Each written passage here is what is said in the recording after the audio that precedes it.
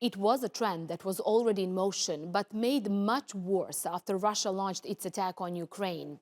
The Balkans is witnessing a mini arms race where several countries are boosting their arsenals at record pace. Serbia is the latest to flex its military ambitions, announcing its largest investment ever in ammunition. Serbia's President Aleksander Vucic said the buildup is in response to US plans to sell Javelin anti-tank missiles to Kosovo. The two neighbors saw a string of violent clashes last year, with both countries fortifying their border. Adama Munu explains. Tensions between Kosovo and Serbia have reached a critical point. The two neighbours are increasing their military capacities, raising concerns for stability in the Balkans. In a significant development, Serbian President Aleksander Vucic announced a substantial boost to Serbia's military budget, taking the total figure to $800 million. That's an extra $200 million. This additional funding supplements two previously pledged packages, amounting to a combined total of about $650 million. This matches Serbia's gradual spending trend since 2016. The Balkan Defence Monitor's 2023 report reveals it allocated at least 2.4% of its GDP to the military, surpassing neighbouring countries like Croatia, North Macedonia and Montenegro. But Vucic's latest announcement is a direct response to the United States' recent approval of the sale of approximately 250 Javelin anti-tank missiles, a deal valued at around $75 million. The significance of the Javelin system previously used by Ukraine against Russian forces raises concerns about its potential effect on Kosovo's defence capabilities, especially as it has entered into strategic agreements to enhance its military might. Last year's deal with Turkey for Bayraktar TB2 drones is seen by analysts as a step towards potential NATO integration. Biden's support for Kosovo can also be understood against a backdrop of concerns that the region could be used as a proxy for Russia's ongoing aggression against Ukraine. Most Western nations recognize Kosovo's statehood, while Serbia, Russia, and China do not. If we walk away, and Russia is able to sustain the onslaught and bring down Ukraine, what is going to happen to all the countries? Serbia's refusal to recognize Kosovo's independence, dating back to 2008, continues to strain relations between the two countries. Last year, tensions erupted after Kosovo's mayoral appointments in ethnic Serb areas, resulting in violent protests and Serbian troop deployments to the border, which the EU and countries like Albania have urged the need to stop. But previous calls for their dispute to be resolved through diplomatic means have gone unheeded, and so it remains that the region's stability is at risk until there is a breakthrough in this ongoing deadlock. Adama Munu, Across the Balkans. Let's get some analysis now and bring in Igor Tabak. He's a defense analyst. Igor, great to have you with us on Across the Balkans. Now, should neighboring countries be worried about Serbia's announcement of the biggest ever ammunition plans and investments? I'm afraid we should be worried about the level of populism that rules the internal political scene in Serbia. That's first and foremost. And the whole defense arena is just, I'm afraid, a reflection of that situation in their political life. So I tend to look at those things very much together and not separate. Right. Tell us more about the Javelin anti-tank missiles, which the Pentagon decided to sell to Kosovo. After that, we've heard this announcement from Serbia. It was sort of a reaction to the move coming from the US. How can this purchase enhance Kosovo's military capabilities? On one hand, it's a purely defensive system, and you bear in mind that the United States do an analysis of the strategic impact of every such sale. So it's not something that came out of the blue. But having in mind that Serbia in the last few years has been really keen on armed forces demonstrations on the border, parading some tanks and armored vehicles there. Just a few javelins would actually do well to bring the whole discussion back to earth and actually make this uh, a more serious, more normal situation to begin with. So I wouldn't be alarmed on that whole topic.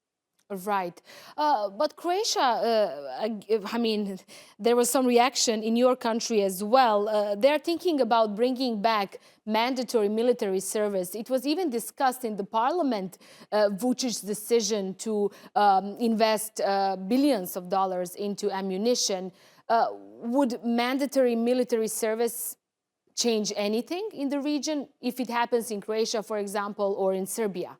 Would it be like going back to where we were before in the 90s? If you look at those topics in Serbia and then in Croatia, you have to bear in mind that our overall situation is very different.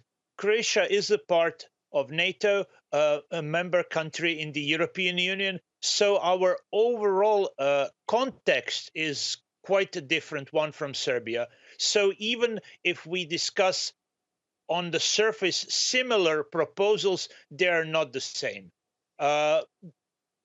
Considering the war in Ukraine, there is a discussion on strengthening of the military, on further defense purchases all over the European Union, and NATO countries. So that's not something either new or very surprising.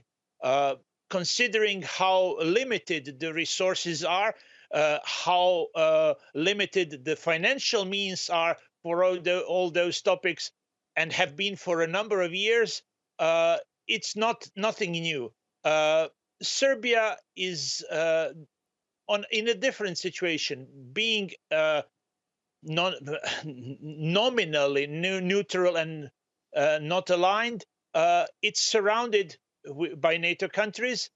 It is a member country for the European Union, and still just on the road to actually bring its defense and foreign policy in line.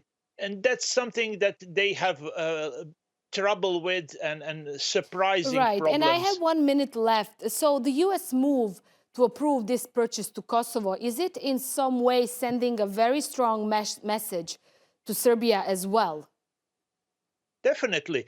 The relations between Serbia and Kosovo, that my home country Croatia recognizes as an independent state, those relations have to be solved.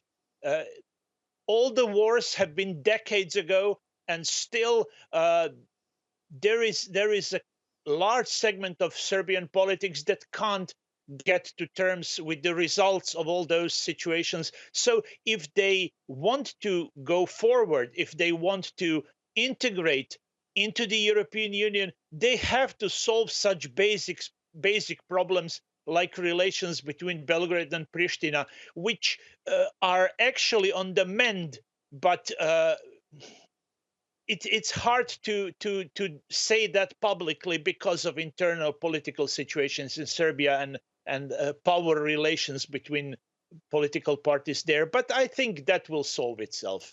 Right. Mr. Taba, great to have you with us on Across the Balkans. Let's see from where will Serbia get those weapons that they plan to get.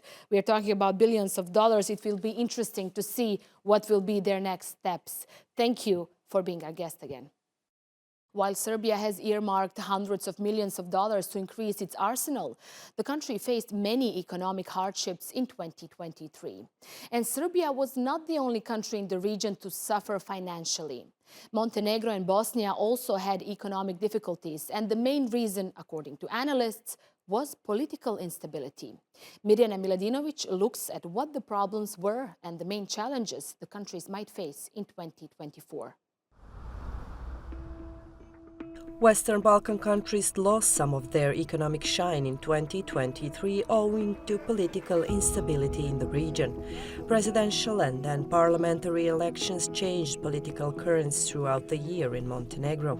The unpredictability is expected to continue into the first quarter of this year because the new government has promised to present new business policies in April.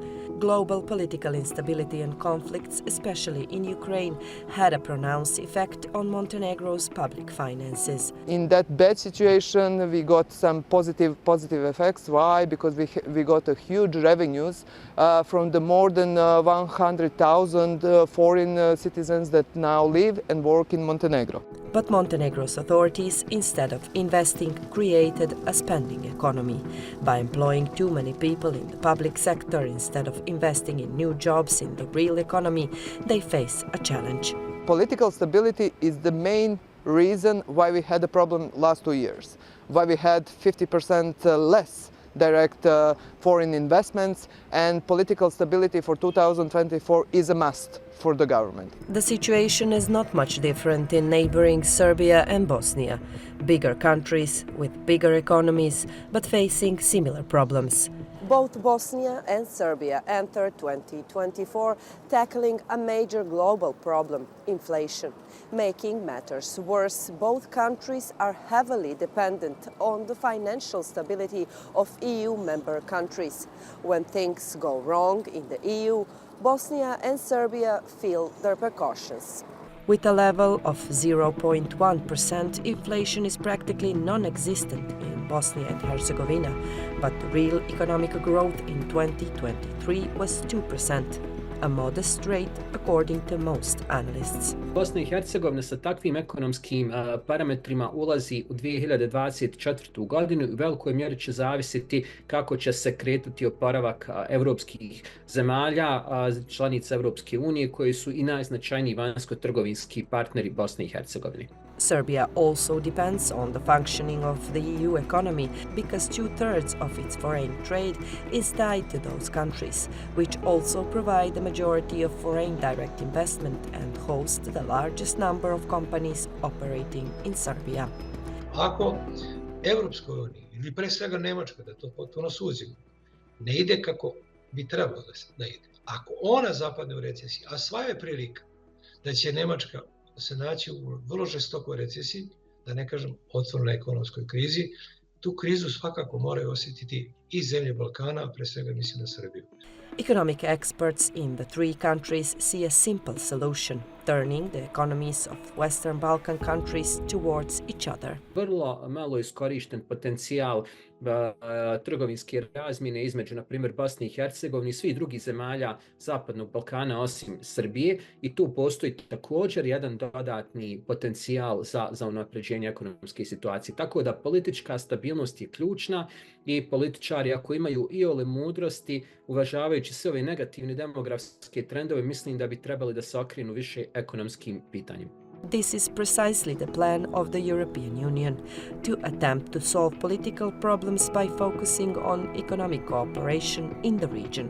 The European Commission adopted a new growth plan for the Western Balkans at the end of 2023. The idea is to bring the region closer and